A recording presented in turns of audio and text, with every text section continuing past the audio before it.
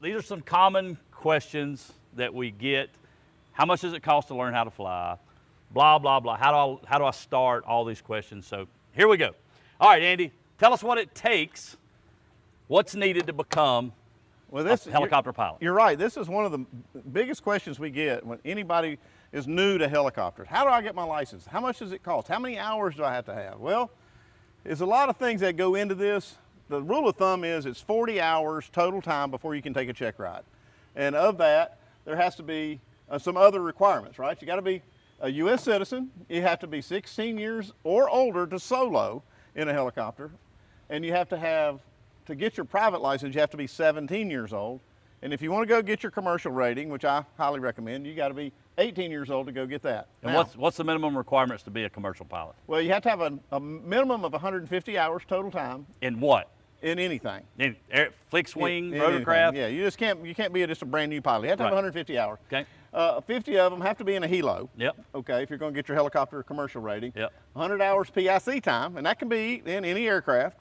Doesn't necessarily have to be a helicopter. Right. Obviously, you got to take a check ride, and part of that is passing an oral exam. Yeah. Let's talk a little bit about medical. What are the medical requirements? Well, the medical requirements are you have to have at least a third-class medical certificate.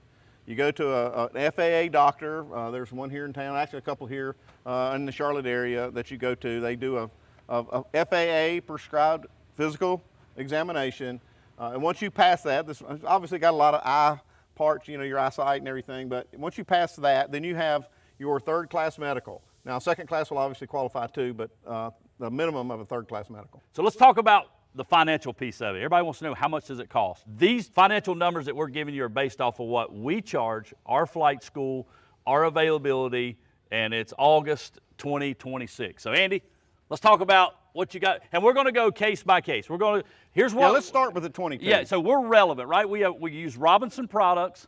We teach in Robinson products, so we're going to tell you what it costs to get your private pilot's license in each of these Robinson products. All right, Andy, take it away. Okay, for an R22, you got to have at least 20 hours of dual time. That's the minimum requirement for the FAA. What does that mean? What does dual time mean? Dual time means it's with an instructor, a qualified FAA instructor, what they call a CFI, Certified Flight Instructor for a helicopter. You have to have 20 hours minimum dual time. That's about $395 per hour, and that's about $7,900 for that part of this requirement. Yep. All right.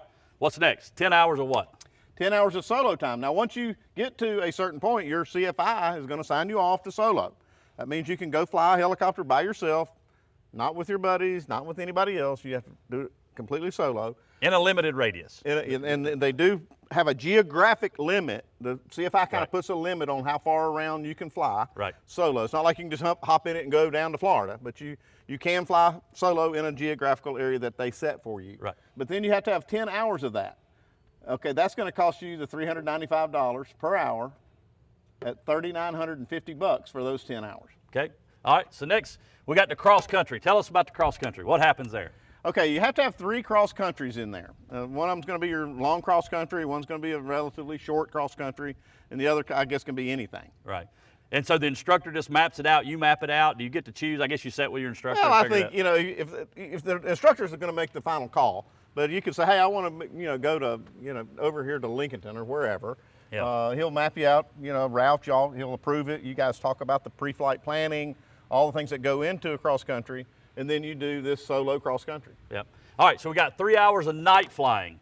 Tell us a little bit about that. Okay, night flying, because in the U.S., you can fly at night without an instrument rating.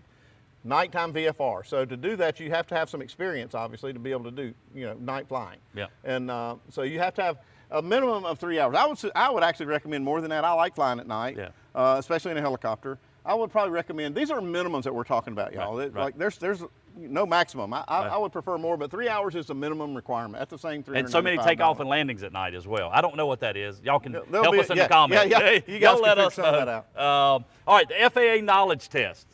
Tell us about that. Okay, that was the private pilot knowledge test is not all that difficult, but you're not going to just walk in there and pass it. You have to really understand all of the regulations, you know, all of the airspace. And that's probably the most complicated. You got to understand about Class A, Class B, Class C airspace, Class D. Yeah. All these things that you have to know, and you go and take a test, and you have to make a 70 is a passing grade on this test, 70%, and it's, I think the FAA charges $175. Currently $175. Yeah. Okay, a lot of people want to know what does the oral exam mean and the DPE check ride. So, Andy, I'll take this because I had an interesting, and again, I added on. I'm a fixed wing pilot and then got my helicopter rating. So the oral examination can be 30 minutes or it can be infinity. So what they do is they sit down, they talk with you, they ask you the regulations, the systems, everything about the helicopter, how the helicopter reacts in certain situations. It's just,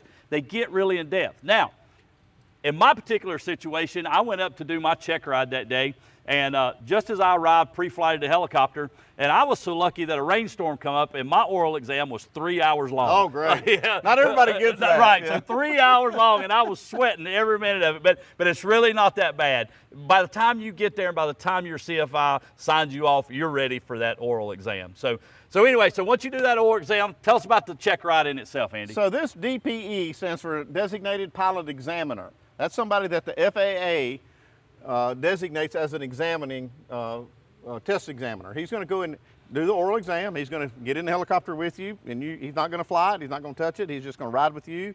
The only time he'll ever touch the controls is if there is a safety of flight issue. He's going to evaluate how you fly the helicopter. He's going to tell you some maneuvers, whether it's slow flight, steep approaches, yeah. shallow approaches, confined area, areas, auto rotations. Autos, There'll be all these things you have to demonstrate to this DPE, the skills that are required to get your rating. Yep. All right, so good. All right, so that's what happens on the oral exam and a ride and check ride, and you're, okay, this guy signed you off, and now you're a pilot. In addition to that, Andy's already talked about the medical exam. That's about $300 average, give or take. 3 hours of ground, you're not paying for, to be up in the air, so they're about $50 an hour. That's $150. And where does the extra hour? If you add all this up, that's 39 hours. I put one extra hour in here for $395, just flight time. So the grand total, Andy, for an R22 with no license whatsoever, you're a fresh person wanting to fly. Minimum requirements to get your license is, what's this number? This is the minimum number. Minimum number. $16,240. All right, let's talk about the R44. That's in an R22. All right, same thing applies. R44, how much, Andy? All the same requirements in an R44. An R44 is a little more expensive to operate, as you can imagine. Yep. So that number is going to be a little bigger if you are doing it in an R44 that doesn't belong to you. Right, right. We'll talk about that. If you're renting one, yep, that's what it's going to cost, $29,375. All right, drum roll, please. An R66. Everything else applies just the same. Andy, how much for R66? Now, if I'm going to get my rating in a helicopter, this is the one I want to get it in. I love this helicopter. Right? I don't. I want it in a 22. It's cheaper. Now we're talking about money now. I got all the money in the world. I know. Obviously, I didn't do mine in the 66. Yeah. But the grand total, if you do it in a turbine helicopter, rented, which is kind of hard to find anyway. But if you do it in an R66, that number is $47,875. Now, here's the fun part. If you're already a fixed wing pilot and you already have your pilot's license, you come down the list and look at how much you get rid of, and this is what the requirements are. Andy, let's talk about that. If you're a fixed wing pilot, if you have your license and you want an add-on rating to fly a helicopter. Okay, man, I did this backwards. I was actually a helicopter pilot first and did my add-on rating with an airplane. But it's obvious that once you get a rating in any aircraft, you have the aeronautical knowledge. You have all the things that go into being a pilot. You're just basically training for that specific aircraft, for a rotorcraft. So the requirements are much less. You have to have 20 hours of dual time minimum, which that's the same thing as it would be in your initial rating as far as the dual time that you need in a helicopter. Right. You have to have 10 hours of solo, the same thing you would to do your rating. Yep. Oral exam, and then the DPE check ride. You've already got your medical because you're already a pilot. You have all that. You've already passed. You've already passed the written. Already done. You've done a lot of things that you don't have to do to get an add-on rating. All right. So drum roll. If you've already got your fixed wing license and you're doing an add-on, Andy, how much it cost? And you want to be a helicopter pilot? Here we go. R22. It's going to cost you $12,850. R44.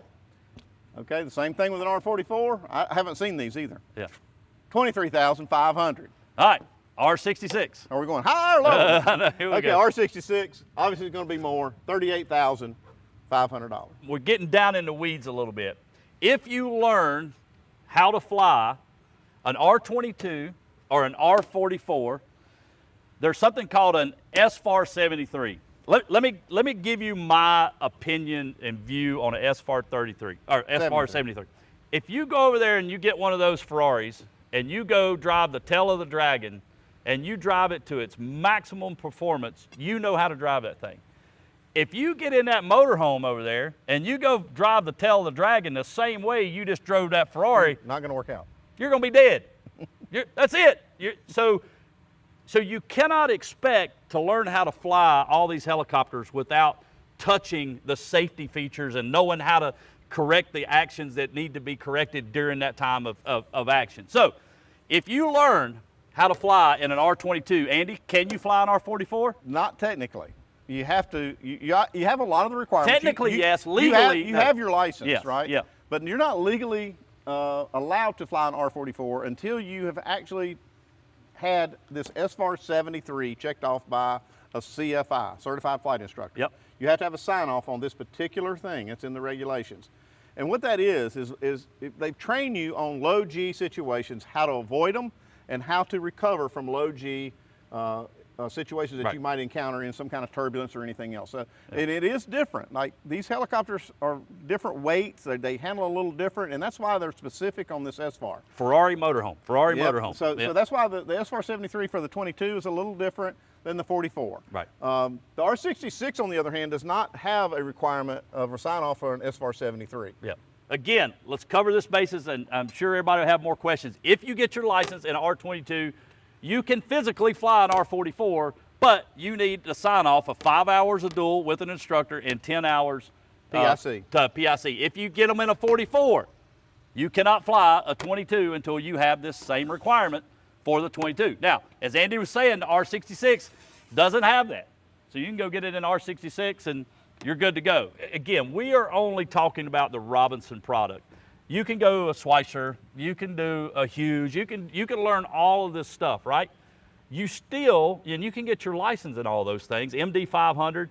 I got my rating in a Bell Jet Ranger. Yeah. And I can tell you, it was way more expensive than that $47,000. Right. I learned how to fly the MD 500, and it was Yeah. the same. I did all my high altitude training in Europe, and it was the same way. But when you get into a Robinson, it's just a totally different animal. Well, it's unique, yeah. you know, and it's one of the things that it was actually the target market was for new pilots, Right. Low-time pilots, to build experience, build time. Yeah. And it's a very affordable machine. Yeah. But that's why you see some of these other requirements for that type of helicopter. Right. Most of these other turbine helicopters and bigger helicopters, you pretty much have professional pilots that fly those. Right. One thing that we need to touch bases on is what can you fly? Is there a multi-engine rating, and what are you able to fly? Once you get your license, what can you fly, Andy? You can fly anything, any helicopter that is 12,500 pounds or less. Doesn't matter if it's got 2 engines, 3 engines, doesn't matter.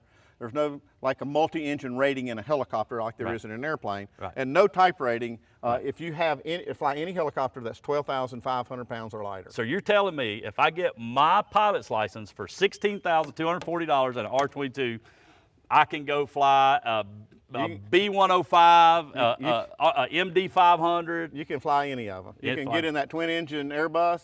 You can fly it. Yeah. You can fly any of these if they're 12,500 pounds or lighter. Yeah. Legally now. Legally. Now your insurance company's going to probably have something to say about what are the requirements for them, but we're talking about the FAA regulations. Right. So we've went over a lot of stuff today. We wanted to do a long form video for a while now to answer some questions. I know a lot of people won't watch this whole thing, but if you have questions and you still need answers, reach out to us directly. My personal cell phone is 704-906-8473. Andy? 828-674-3030. But if you really want the answers to these, you need we'll probably forward you Yeah. to one of our CFIs Yeah. to clarify any part of this that you don't maybe understand. Yeah. And heck, maybe we don't even understand all of it. Yeah. But we will put you in touch with the people that really know. Yeah. So if you want to train, give us a call. If you really want to buy a helicopter, really give us a call. And we'll be glad to help answer any questions, point you in the right direction. We just want everybody to do it safe. Wires and weather, the 2 W's. That's the biggest things that'll Yeah. kill you in a helicopter is wires and weather. Yeah. It's always been one of those things in my mind. Yeah. But you know, you always want to be safe in a Yeah. helicopter. Yeah. But one thing, Matt, you know, a lot of people think that flying a helicopter is unattainable. Like I'd never be able to do. Right, we just laid it out financially. that you're able to do it. And a lot of these machines, when we talk about R44s, R22s, they're very affordable machines. People buy a Harley for $16,000. People buy a year of golf and a golf club membership for $16,000. There's a lot of gratification in flying a helicopter for $16,000. Being a helicopter pilot is probably one of the most satisfying things that I've ever done in my life. It's still my passion. I've got thousands of hours in them now, and I still look forward to every day that I get to go up and fly in one. Yeah, so we hope this helped. We hope y'all enjoyed it. Got any questions, give us a call. Thanks for watching.